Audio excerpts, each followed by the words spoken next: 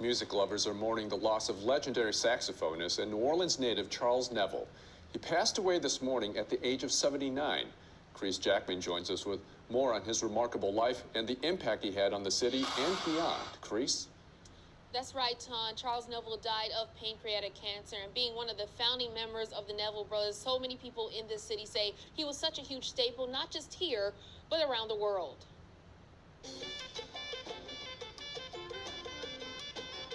His unique sound and cool demeanor is what New Orleanians loved and admired about Charles Neville, and what set him apart from the rest. He was a member of the first family of New Orleans funk. Charles Neville was the second oldest of the four brothers who made up the Neville Brothers. He grew up in the Calliope housing development and went on to tour with major bands, backing up musicians like B.B. King and Johnny Ace. But it's his smooth sound playing with his brothers that set him apart. Keith Spera, entertainment writer with the New Orleans Advocate, says his sound was one of a kind. His saxophone was featured on many of their most memorable songs, including Yellow Moon.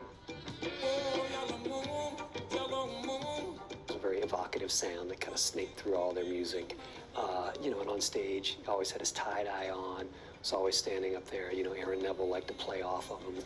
Neville talks about this in an interview years ago. When we play together, though, it all kind of turns into this one collective groove, and it's hard to tell where one thing begins and the other ends. But with success also came struggles. He served time in Angola in the 60s for possession of marijuana.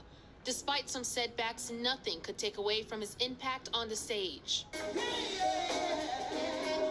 His influence in the music industry inspired musicians like Joy Orleans and saxophonist Tom Fitzpatrick. And I knew Charles Neville since the 70s. He was an original, he wasn't like anybody else. He was Charles Neville. When you heard him play, you could tell it's Charles. You can hear in his music the passion and the love that he had for what he was doing. It's his sound and love for the saxophone those who knew him and loved him know will live on. And our thoughts are with the family tonight. One important thing to note about Charles Neville is he always played at Jazz Fest, oftentimes closing out the shows. And so there's no doubt over the next few days, so many people and musicians will pay tribute to his life.